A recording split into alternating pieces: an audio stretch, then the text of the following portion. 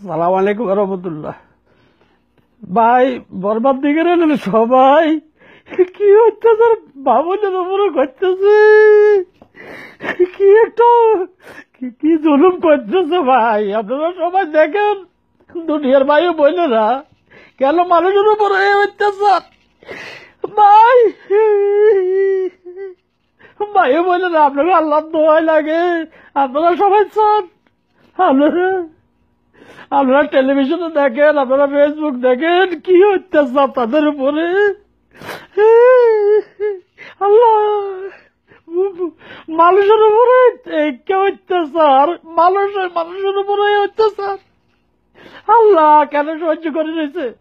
ভাই আপনারা দেখলে বুঝবেন কি একটা নির্যাতন চালাইতেছে, কি ধরনের মানুষ তারা, এই কি মানুষ তারা যে অত্যাচার চালাই দিছে।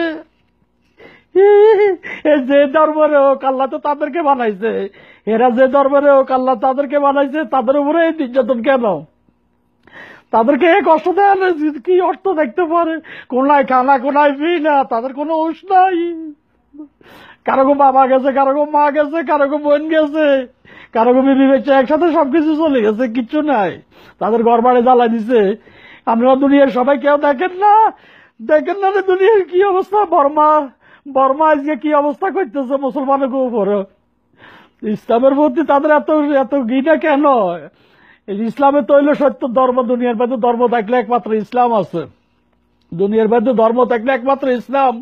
আজকে দুনিয়ার সবাই দেখেন, যে কোনো প্রান্তে দেখেন খ্রিস্টান বৌদ্ধ ইহুদি খ্রিস্টান চাকমা সবাই মুসলমান হয়ে যেতেছে, কারণ তারা এতদিন ভুল করছে, এখন আর ভুল করতে রাজি ন, এরা সহিশুদ্ধ ভাবে এখন ইসলাম গ্রহণ করতেছে।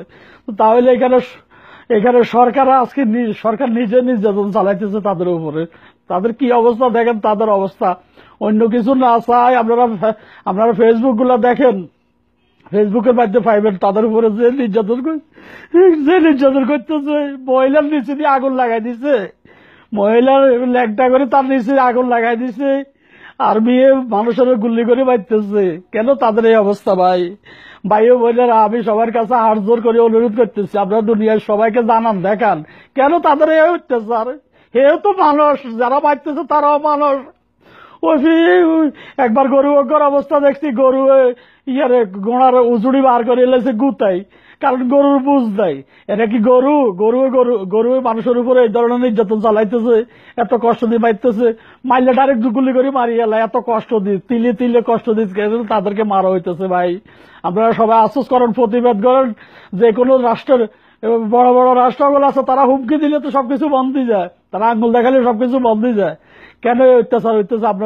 আমরা রাজা বাদশাদের কাছে আমি অনুরোধ করতেছি, দুনিয়ার সব কান্ট্রির প্রেসিডেন্টকে অনুরোধ করতেছি, আপনারা বর্মার দিকে তাকান, মায়ানমার দিকে তাকান, এগুলা নির্যাতনটা বন্ধ করেন। কেন মানুষের উপরে এত কষ্ট দিতেছে? সে তো মানুষ, সে ধর্মের হোক, যে বেধর্মী হোক, সে তো মানুষ, কেন মানুষের উপর মানুষ এত কষ্ট দিতেছে?